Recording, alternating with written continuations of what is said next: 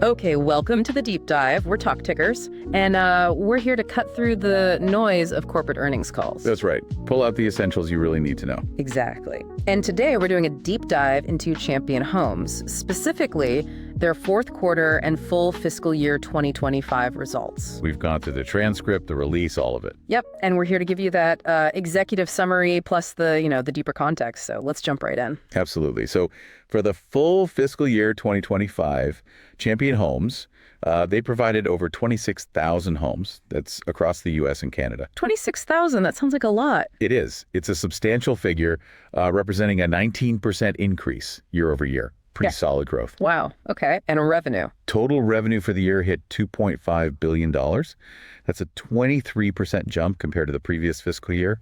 So strong top line growth for the full year. Impressive annual performance. But the spotlight is really on this most recent quarter, right? Q4 fiscal 2025. What did that look like? Yeah. So in the fourth quarter, net sales increased 11% year over year. Came in at $594 million. Okay.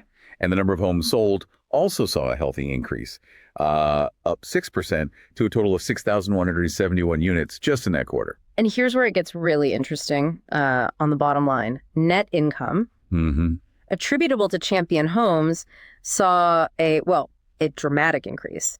It rose by $33 million year over year to $36 million in Q4. Right. That works out to 63 cents per diluted share. Which is, that's a massive leap from just 5 cents per share in the prior year period. Huge difference. It's a huge jump, yeah. And it's striking, but it's really important to understand why. Okay. The primary driver was the absence of a pretty significant product liability reserve adjustment they'd recorded in the prior year's Q4. Ah, okay. So a one-time thing from last year didn't repeat. Exactly. So while operational performance did improve, that year-over-year net income comparison is heavily influenced by that item not repeating. It's just a cleaner bottom line this year without that specific charge. Got it. So the reported net income looked amazing, mainly because last year was sort of artificially low due to that reserve. Okay, So let's look at the operational performance within the quarter then. How did their U.S. factory-built segment do? That's the core, right? Yeah, their core U.S. factory-built housing revenue increased 10% year over year. Volume was also up about 5%, totaling 5,941 homes. And pricing. Interestingly, the average selling price, or ASP, per U.S. home also increased by 5%. It hit $94,300. What drove that price increase? Was it just like inflation or something else going on? Well, they attributed that ASP increase primarily to changes in product mix, maybe selling some higher value homes, and significantly a higher share of sales going through their own company-owned retail centers. Right, their direct channel. Yeah. Selling directly usually lets them capture more margin, and it can influence that average price compared to just wholesale through independent retailers. Okay, that makes sense. How about Canada? It's, a smaller piece of the business, but sometimes the trends are different there. They are. Canadian revenue was $25 million. Homes sold were actually up a strong 22% year over year in Canada. 22% volume growth, okay. But contrasting with the U.S., the average home selling price there actually decreased by 9% to $110,600. Down 9%. Why? The other said this was due to a shift in product mix within Canada towards lower priced units, even though they sold more volume overall. Huh. Fascinating how the dynamics differed there. Now let's look quarter over quarter. How did this Q4 stack up against, say, Q3 fiscal 25? Right, sequentially. So U.S. factory-built housing revenue actually decreased by 8% from Q3. Down 8% from Q3. Why was that? Management framed this mostly as expected seasonality, winter months, plus some weather impacts affecting deliveries. Okay. And manufacturing capacity utilization also saw a bit of a dip sequentially. It went from 63% in Q3 down to 60% in Q4, which, that makes sense if volume is down. And sequential pricing. The average selling price per home was relatively flat compared to the third quarter. So that suggests the Q4 mix shift was really what drove the year-over-year U.S. price increase, not some big sequential trend upwards. Got it. Moving to margins then, consolidated gross profit jumped significantly year over year. It did. Consolidated gross profit increased a robust 55% to $152 million. And this pushed the gross margin up dramatically. It expanded 740 basis points. 740 basis points. Just to clarify for everyone listening, that's 7.4 percentage points. That's a big jump. A huge jump. Exactly. Up to 25.6% from, I think it's 18.2% in the prior year. But again, the main driver here A reserve. was the non-recurrence of that $34.5 million product liability reserve from Q4 last year. Right. Without that charge, the margin just looks much healthier. Right. Now, higher ASPs and the increased share of sales through their captive retail also helped the margin compared to last year. But that reserve was the big piece. But sequentially, compared to Q3, the margin actually went down. Yes, that's important context. Compared to Q3, gross margin did decline. They pointed largely to higher material input costs relative to flat wholesale average selling prices. So costs went up, but they couldn't really pass it on wholesale. Seems like it. Yeah. And lower capacity utilization also played a role there, spreading fixed manufacturing costs over fewer units. Right. Okay. SG&A, selling, general, and administrative expenses, those were up year over year. Yep. SG&A increased $20 million year over year in the fourth quarter, reaching $110 million. The key reasons they gave were increased sales volumes, especially the higher variable costs that come with selling through their own retail stores. Makes sense. Increased marketing spend to drive demand, and continuing their technology investments. And sequentially, SG&A was up even though revenue was down. That seems a bit counterintuitive. It does on the surface. They did note that part of that sequential increase, even with lower revenue, was partially due to some cyclical industry shows and events that tend to happen in Q4, so that drives expenses up in that specific period. Ah, okay, timing thing. What about adjusted EBITDA? Adjusted EBITDA for the quarter was $53 million. That was actually pretty consistent with the prior year period, basically flat. But revenue was up year over year. Right. So because revenue was higher, the adjusted EBITDA margin slightly decreased. It went to 8.9%, down from 9.9% a year ago. That's basically the higher SG&A expense offsetting some of the operational gross profit gains, if you exclude that reserve item effect. Okay. And their tax rate. Anything notable there? The effective tax rate for the quarter was 17.1%. That's slightly lower than the 19.2% in the prior year. They mentioned benefiting from an increase in tax credits and also a decrease in state income taxes. Okay, numbers covered. Let's shift gears a bit to how they see the market and how they're positioning themselves. What's the story with their backlog? Is demand picking up, slowing down? What are they seeing? Well, they ended the year with a backlog of $343 million. Okay. How does that compare? That's actually up 9% year over year. And notably, it's up 10% sequentially from Q3. Up 10% from Q3. So orders are coming in. It seems like it, yeah. Despite that Q4 revenue dip from seasonality and weather, new orders look pretty solid. Their average backlog lead time was 8 weeks. 8 weeks. Is that good? Bad? They stated it's right within their target range, which is 4 to 12 weeks. So that implies production is, reasonably matched to incoming orders. Yeah. Not building up excessively long lead times, but also not shrinking too fast. Seems balanced. And where are they seeing that demand coming from? Across their different sales channels, independent retailers, their own stores, communities? They saw year-over-year growth in sales through both their independent retail network and their captive retail stores. So both channels grew. Okay. The community channel that's selling homes into manufactured housing communities also saw increased sales versus the prior year period. And that now represents a pretty significant chunk, 28% of their overall units sold. 28% into communities. Interesting. Yeah.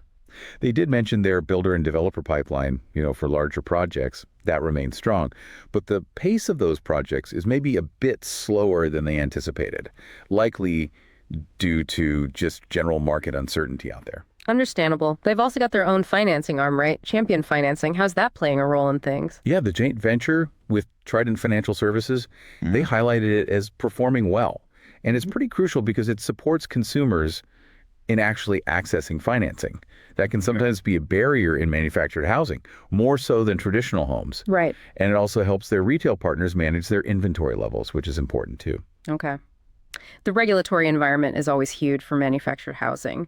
What did they discuss regarding Washington? Anything new? They definitely put a spotlight on their engagement with HUD, the Department of Housing and Urban Development. Okay. They even mentioned a visit from Secretary Scott Turner. And they described the dialogue as encouraging, particularly regarding manufactured housing's critical role in tackling the housing affordability challenges across the country. So it's on the radar at a high level as a potential solution. Seems that way, yeah.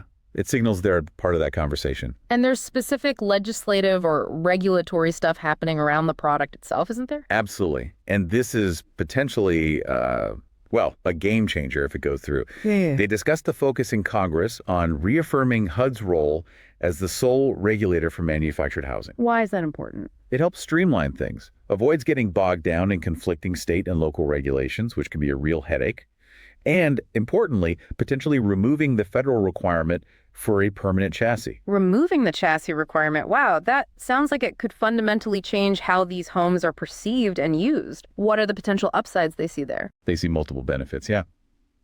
It could potentially support slab-on-grade construction, making manufactured homes look and feel much more like traditional site-built homes once they're installed. Mm-hmm. Less like a mobile home. Right. It could also allow for two-story designs, which just isn't really feasible with the current chassis requirement. 2 stories, interesting. Yeah. And they believe removing the chassis could actually help gain zoning support in some municipalities that have historically been resistant, perhaps because of perceptions tied to that chassis. Makes sense. Any cost impact? And yes, there could be some cost savings opportunity too by not needing that full heavy steel chassis structure in every single case. But they were also clear that broader zoning reform in general is still critical to reducing barriers overall. So some potential long-term tailwinds from policy if that stuff moves forward. Okay. How are they managing the current, macro uncertainty? Tariffs, inflation, consumer confidence worries. They definitely acknowledged navigating a, let's say, dynamic tariff environment, particularly with lumber and other materials. They stated the direct cost impact has been limited so far, but tariffs can certainly affect, consumer sentiment and just willingness to buy big ticket items. Sure. Inflation is still a factor, obviously. Their mitigation strategies include things like selective price adjustments where the market allows it and making changes to their material sourcing to try and manage costs. And controlling spending. Yeah, they're focused on controlling their fixed costs tightly while still making those strategic investments they need for future growth. It's a balancing act. And they've made some concrete operational adjustments recently too, right? Plant changes. Yes, they recently idled a production location down in Florida. Why Florida? They cited a slow recovery in permitting and demand in that specific market following the 2024 hurricanes. Seems like things haven't bounced back as quickly as hoped there. And up in Canada, they're consolidating 2 factories in British Columbia into one. That's aimed at improving efficiency and reducing overhead costs up there. Gotcha. So proactive steps to align capacity with regional demand and costs. Seems like it. Okay, let's turn to their strategic growth and how they're deploying capital. They announced an acquisition, I saw. That's right. They signed a definitive agreement to acquire Eisman Homes. Eisman Homes, what is that? It includes 10 retail sales centers, mostly in the Plains region of the U.S. Eisman is a pretty significant player, does about $40 million in annualized revenues. And critically, they're currently a key customer for Champion. Okay, so they're buying a large customer's retail footprint. What's the thinking there? What's the strategy? Well, the thesis is that it supports their strategy to expand their direct retail footprint. They want to elevate the customer experience by controlling more of that process themselves. Right, vertical integration. Kind of. And by bringing that existing volume in-house, they gain synergistic opportunities, like better controlling inventory flow, potentially capturing the retail margin that was previously going to Eisman. Plus, they see creative growth potential in those markets with those assets now under their control. When does that deal close? They expect it to close by the end of their first fiscal quarter of 2026, so pretty soon. How healthy is the balance sheet to support these kinds of moves, acquisitions like this? Oh, extremely strong. As of the end of March 2025, they had a massive $610 million in cash and cash equivalents on hand. $600 million in cash. Wow. Yeah, and long-term borrowings are tiny by comparison, just $25 million, with no maturities until July 2026, so very little debt pressure. And cash flow. They also generated $46 million of operating cash flows just in this quarter. That's a huge leap from only $4 million in the prior year period.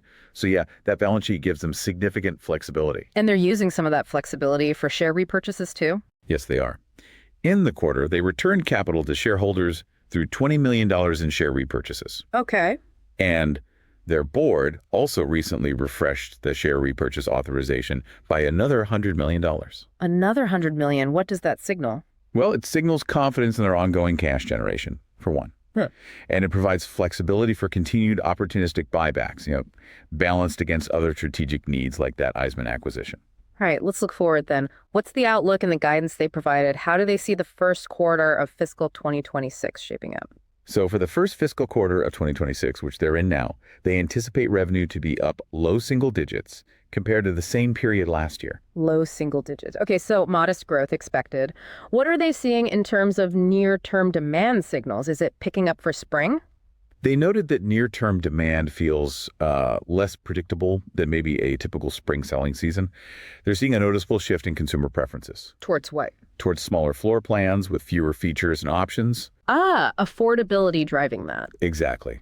It seems to be driven primarily by consumers focusing on the overall price point and, crucially, the resulting monthly payment in this current interest rate environment.